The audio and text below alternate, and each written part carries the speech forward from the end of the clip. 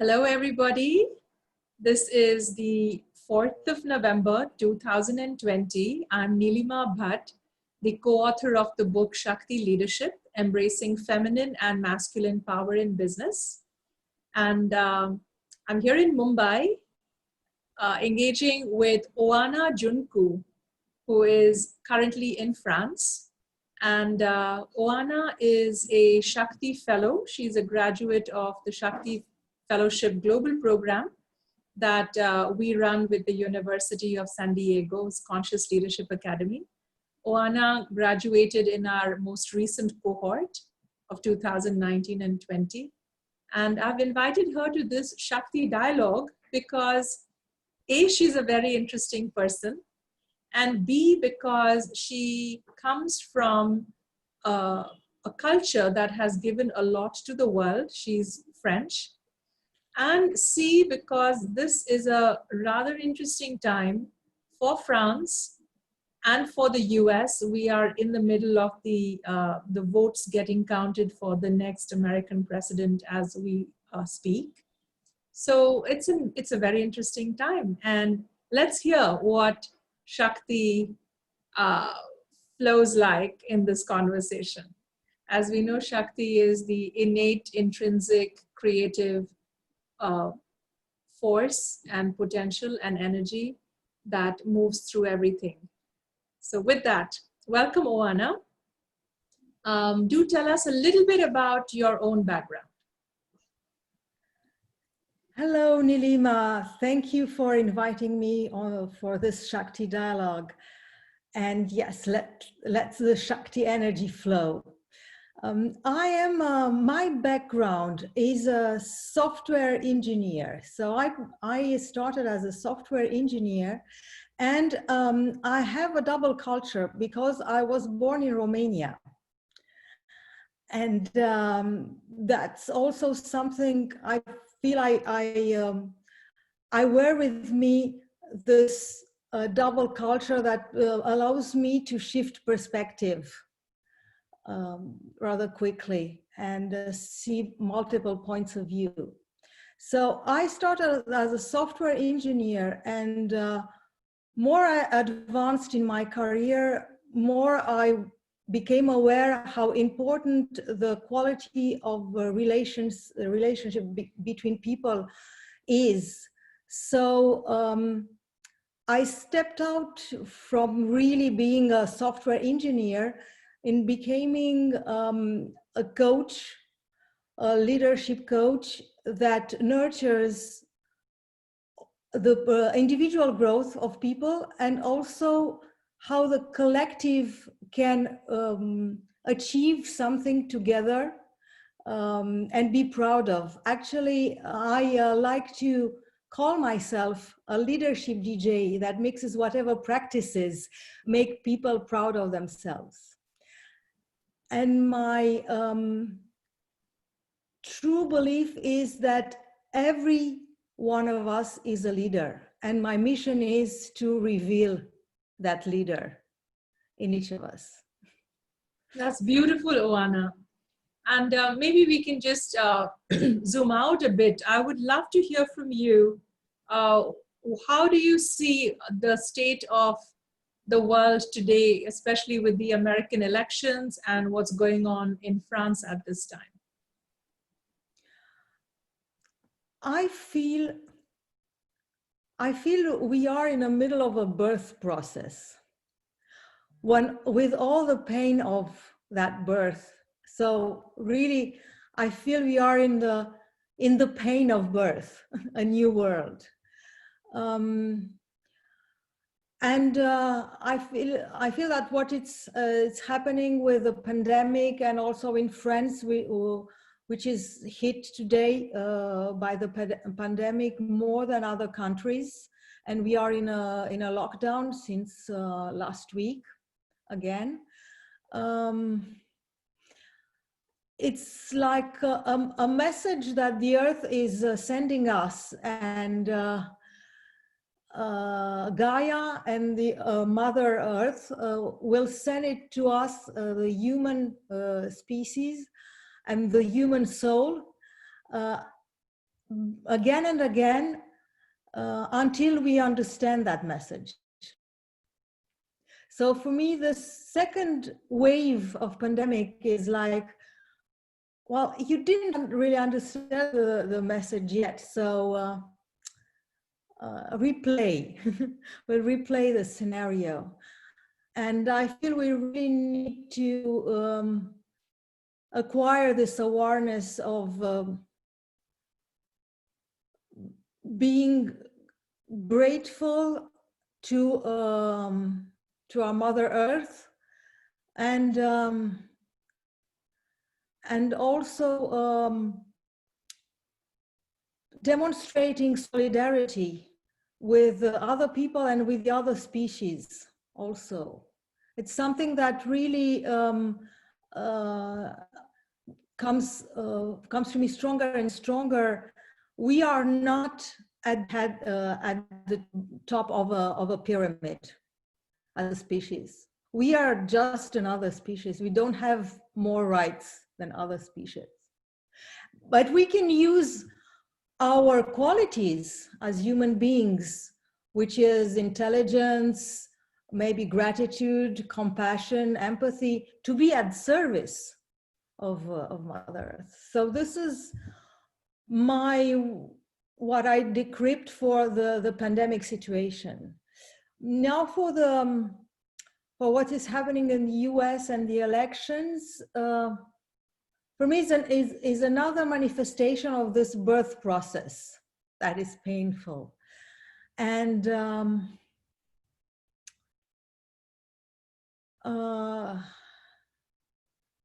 yeah, it's a challenge. Is a challenge of how will we overcome divide? Because what is happening in the US for me today is a manifestation of divide, or even an invitation to divide. And I'm taking it as a challenge. How do we, as conscious leaders, respond to this divide? Thank you. And since you have called yourself a DJ, right? What's the Agile coaching DJ? Is that what you said? Yeah, Agile Leadership DJ, yeah. Okay, I love that. And tell us a little bit about Agile Leadership. Is that a body of work that belongs to a certain authorship? Tell us about it. So Agile is a way of working that was defined 20 years ago, exactly in 2001. And it comes from, historically, from software development. That's why I also embraced it, because I was in the software world also. But it's truly a way of working differently. And it was very popular in the software development world. And now, because it's a set of principles of work, it crossed the borders of software development, and it really infuses all the organizations. It's mostly popular in corporate world or enterprise world, I'd say, and is also a mindset. Why is it a mindset? Because the idea of Agile is, so the principles are that the collaboration and interaction between people are more important than a predefined process.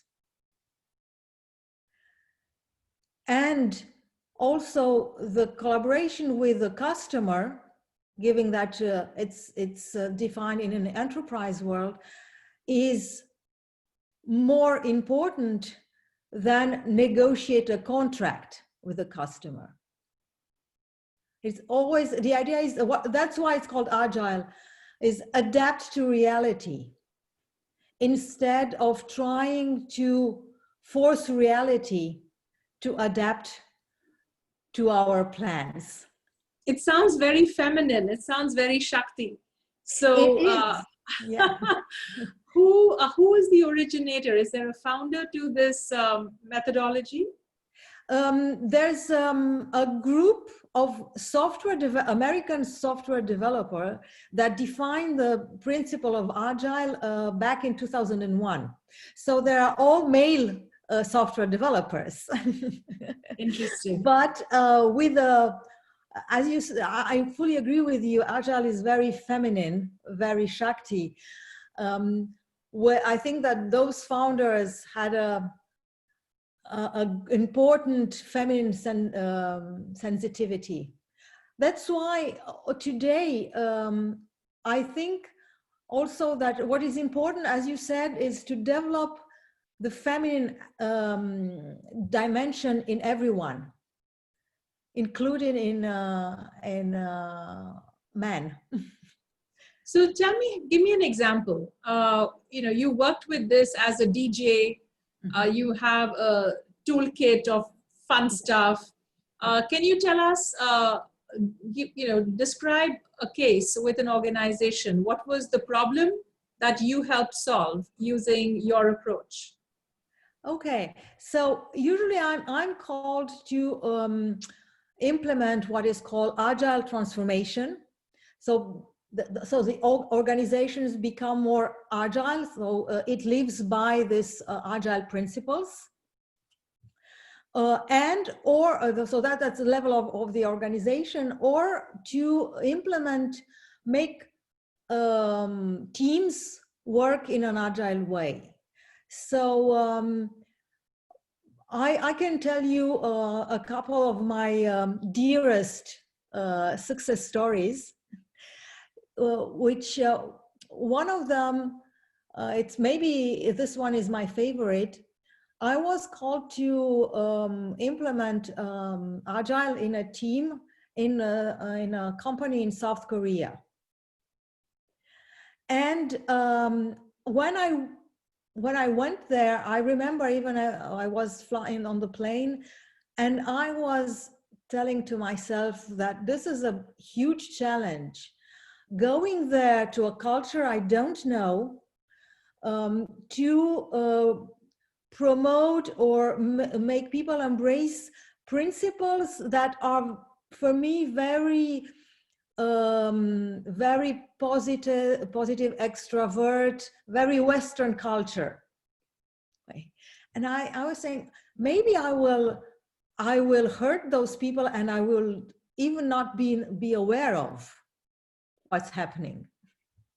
So when I arrived there, we started to work with this team that had a very challenging project, which was a challenging project in terms of technology and in terms of due date. And we implemented these tools on Agile, how we collaborate, they can collaborate together, creating also and always discussions, and that really supporting that anyone has the power to decide in the field of her or his expertise, field of expertise. And it worked really, really well, because in my role as an Agile Leadership DJ, what I really nurtured in the team, that they have all ownership in what they were doing together. They were building a product, so I call that product ownership. And that product ownership was shared among all the members of the team. So I was really surprised how well it worked, and how the interaction between them and us, them and myself as a coach, was great. We were sharing the professional stories and family stories together. And what I think I realized at that moment, my epiphany, was that my vision to make everyone proud of what they're achieving is something that is cross-cultural. That was what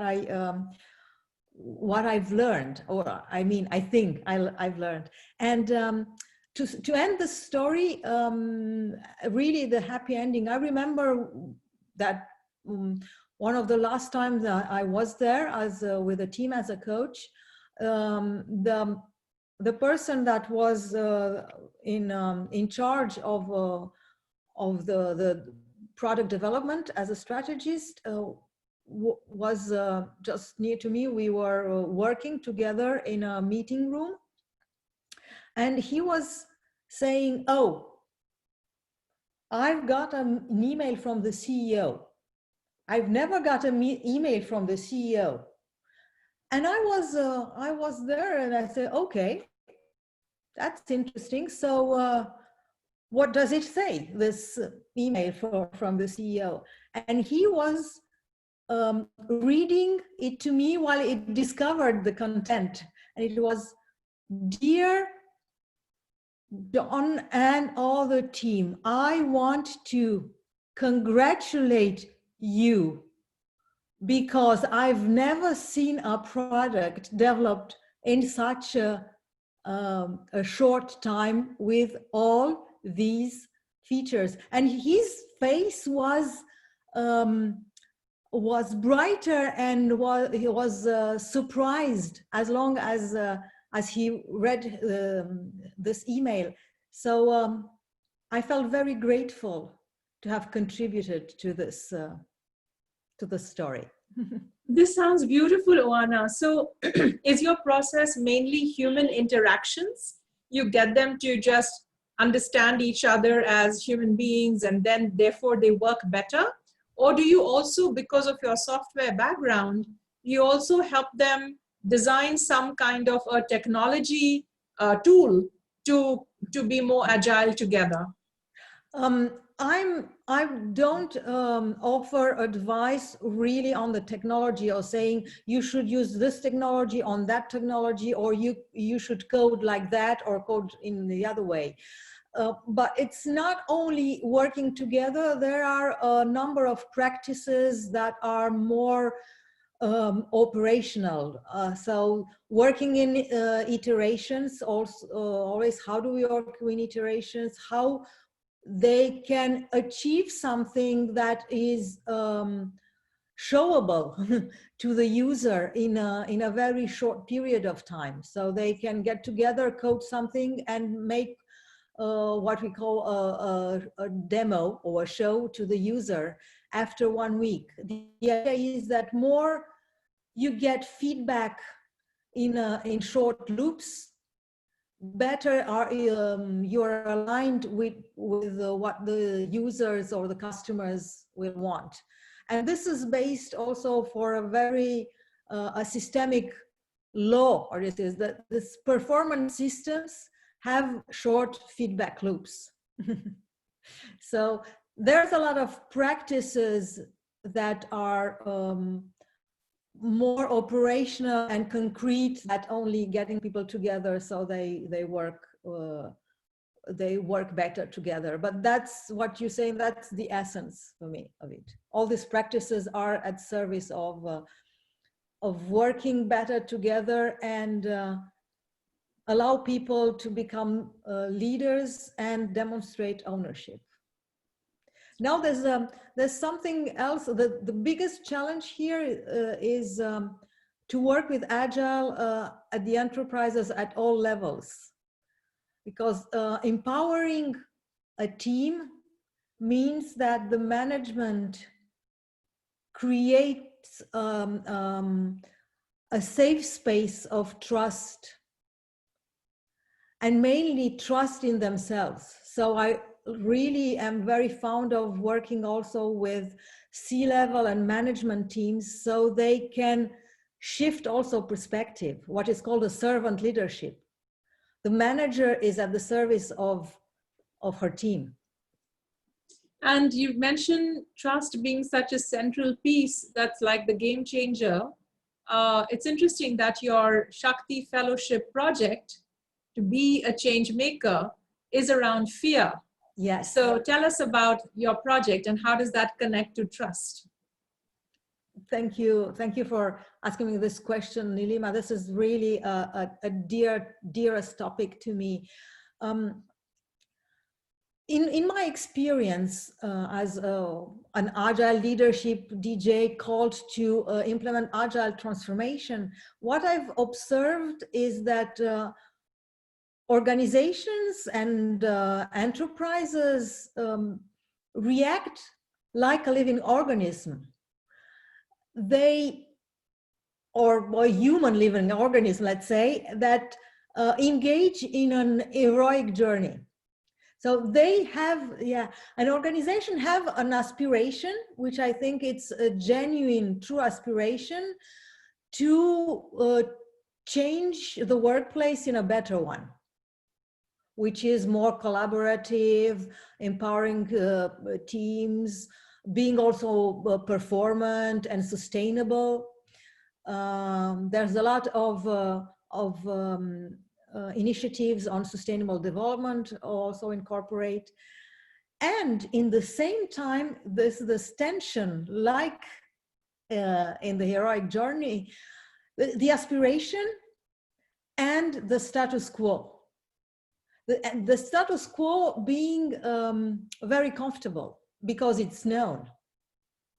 And a jump into the unknown rises in us and collectively a feeling of threat.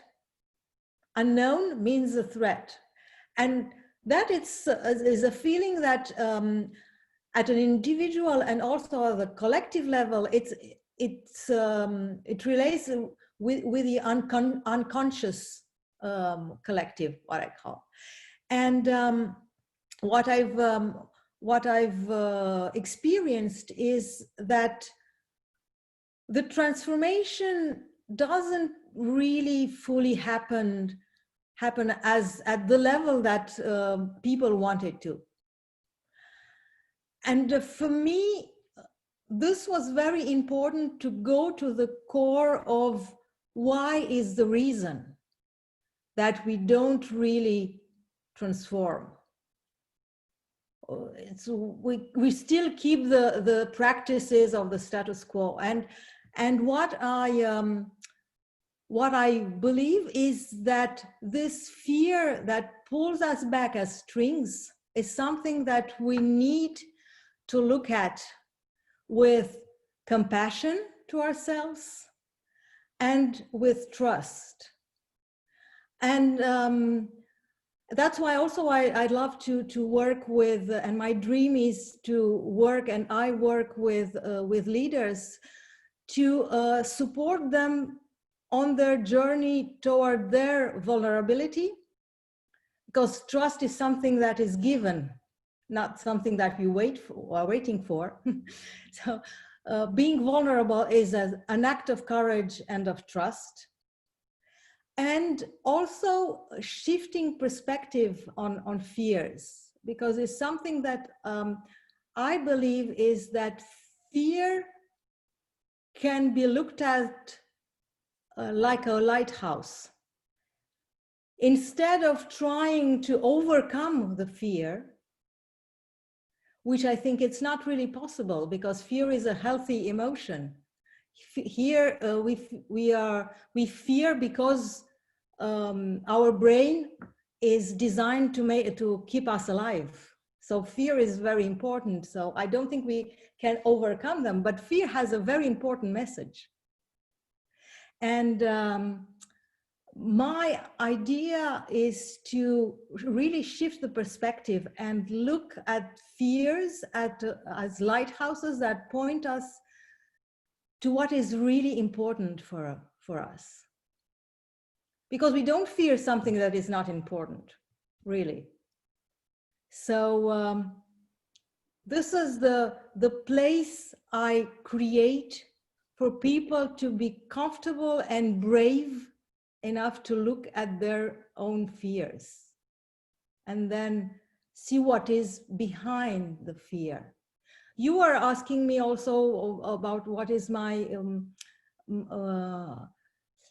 how do I feel or I sense the world right now. And going back to fears, we feel that fears divide us, but at the end, if we shift the perspective on our fears, I think fears are really the emotions that get us together. So I'm reminded of a quote that says, "The obstacle is the path." Yes. So you were saying go into your fear, because the fear is the path to the breakthrough and whatever it is you need, perhaps. So I'm curious, what is your methodology? How do you help people go into their fear? What process do you use? I was inspired to work through fears, and your quote reminded me of on another quote that is very dear for me, from Joseph Campbell, who says, "The cave you fear to enter holds the treasures you are always looking for." So yes, it's exactly that. The fear, the obstacle is the path.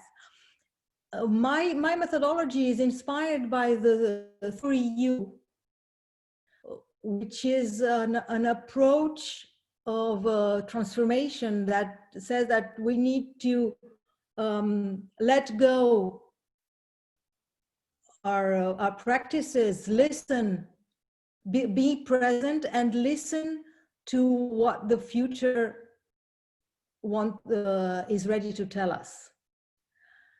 And inspired by this approach, I defined a method to work through our fears that has 5 steps mainly. The first step is to acknowledge our fears, which is an act of courage already, acknowledging our fears. Then the second step is to shift perspective on their fears. So really starting to, what I call, dance with them, trying to see what they want to tell us. What are the values that they point to? The third step is to try to let go all the behaviors and the biases that we've built up around the fear. So this step is for me is working with our ego, but in a compassionate way, because ego also is there to protect us.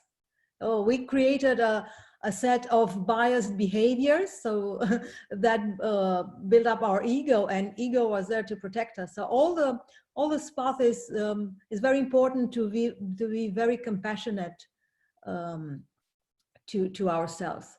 So letting go, acknowledge and letting go all this biased behaviors, and also at the collective level, not only individuals.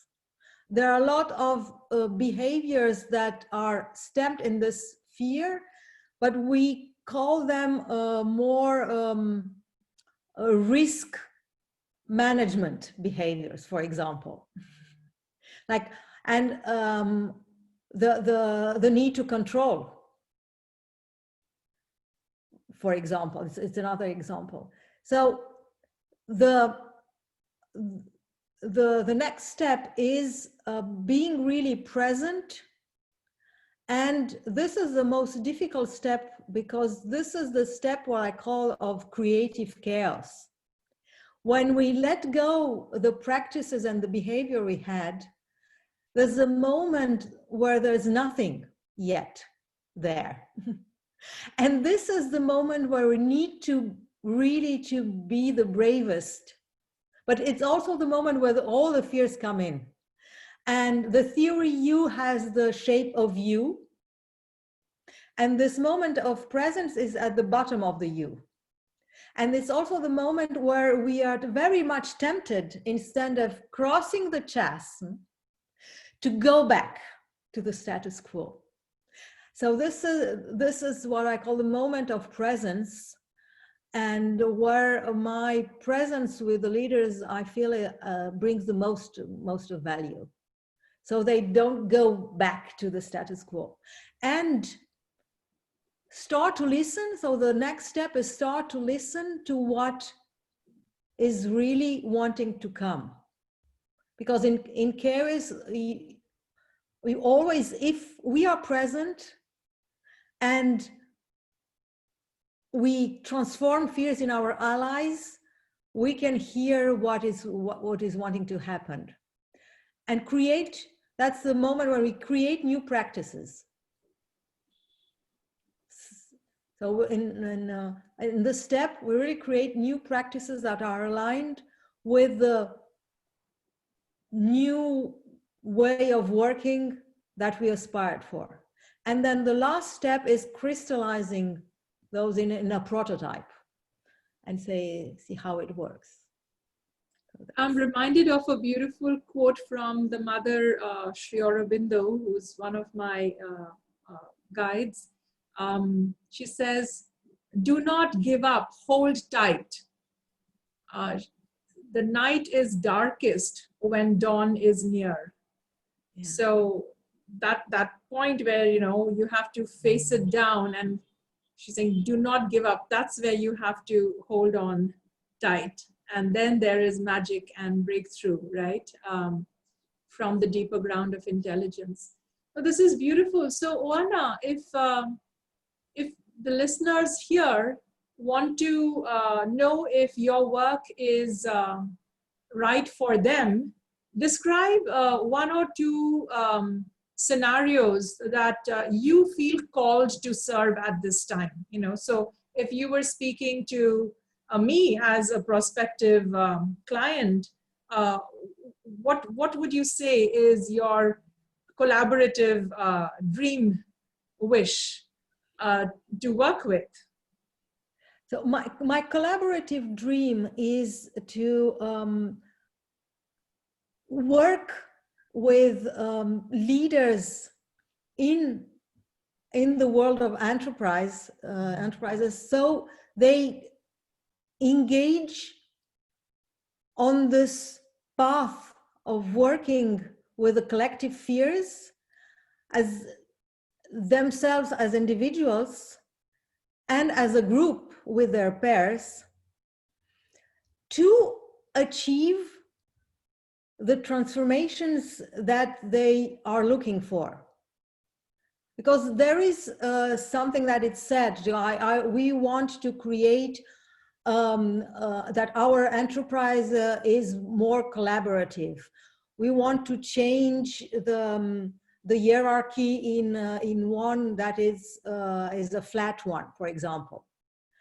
As I said, this is something that I think can be achieved if we really work deeply with the collective unconscious, the culture, and with the fears that are in place at the individual level as managers and C-levels, and as a collective way, as an enterprise and organization. So my dream is to, yes, to have leaders that say, yes, let's do that. Let's work with our fears. Let's work with my fears as a leader, and let's work with our fears. There's something very beautiful about your presence, Oana. There is a gentleness, that's this very modeling of healthy feminine leadership. And the call to engaging the fear is a very healthy masculine thing, saying, that's the warrior, fight the good fight, go face your shadow, do what you need to do.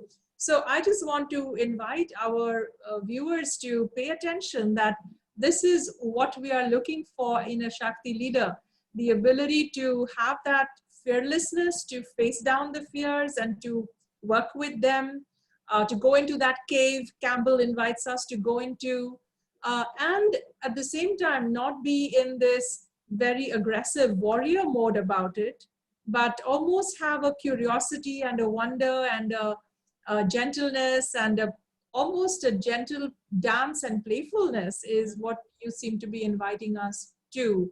So I'd love for you to tell us more about your own archetype and how you discovered it, and how does that relate to this great gift that you are now bringing the world. Because in Shakti leadership, we talk about the 5 elements, and the 5th element is congruence, and the leader you are is the person you are, and how when you go through your own hero's journey, you have the elixir, and your congruence is to bring your elixir back to the world and change the world or heal the world in some way. So do tell us about Cassandra.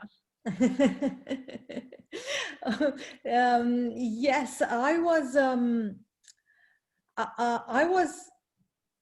thinking that when I was in my Shakti journey, I realized that an archetype, mythological archetype, I was called to is Cassandra, which is the daughter, but she's a human, and I was compelled by her destiny.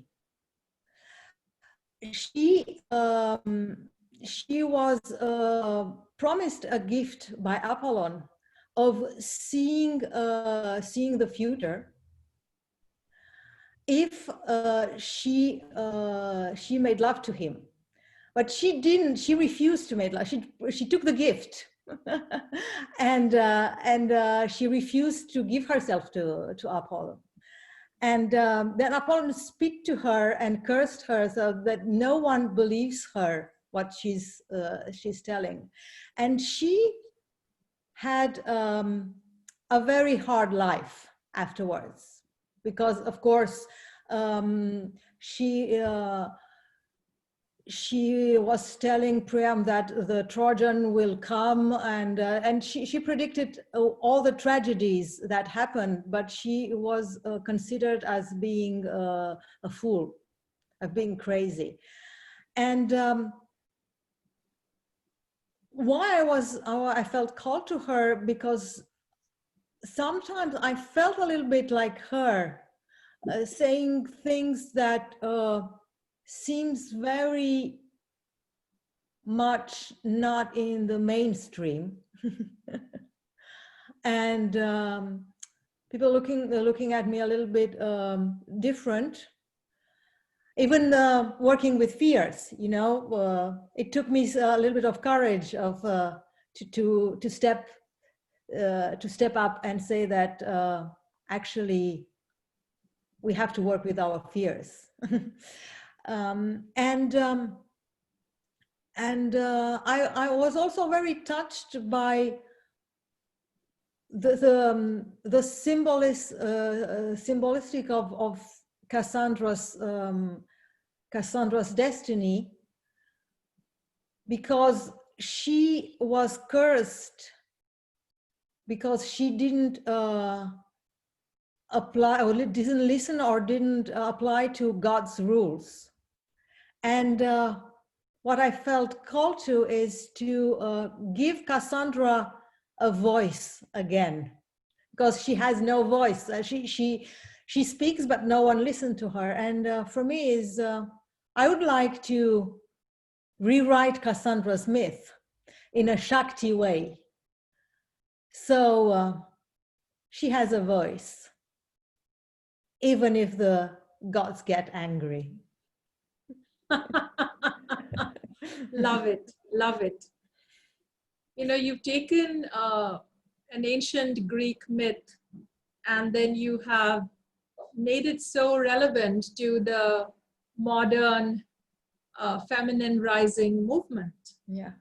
That, women are not heard because the gods, quote unquote, which is, the male and the patriarchy, so to speak, and that the power of cursing is in the hands of the patriarchal god, who can decide whether she will be heard or not heard. And I love the way that you're doing what we describe in Shakti leadership, that it's time to reinvent the myth. It's time to find the new myth at this time and take all the old myths, because all mythology has a truth in it that is, in a way, an eternal truth. But each one is then expressed at the level of consciousness we are. And if we can be at a new level of consciousness, we can interpret the same myth differently and better, in a way that serves us instead of cancel us out. So I love the way you have taken Cassandra's myth and brought it to women today in a way that doesn't make men wrong, but is basically saying to everybody, regardless of gender, let's trust the process of life. Let's face the fear and mine it for its medicine. That's my way of interpreting what you're doing. So thank you so much. Thank you so much, Oana. This is such important work. And if our listeners were to get in touch with you, what is the best way for them to reach you? So they can reach me. I think for the best way right now is for LinkedIn. I also can give my email address. I have my my website, which is coemerge.com. But maybe the easiest way that you can get to me is through LinkedIn. All the data is there, and I hope more and more people will be willing to step up, work with fears, and be in the Shakti flow, or yes, changing the myths. Yeah. Thank you so much, Oana. And when we put out the recording, we will put a link to your LinkedIn page. Okay. Okay. Yes. Okay. So wonderful, Oana. So great chatting with you, and really more power to you. And I hope lots of people get the benefit of your incredible compassion and depth and creativity and resourcefulness, your DJing. So all the very best. Thank you so much, Nilima, for having me. Wishing you the welcome. very best and a lot of light. Thank you. Thank you.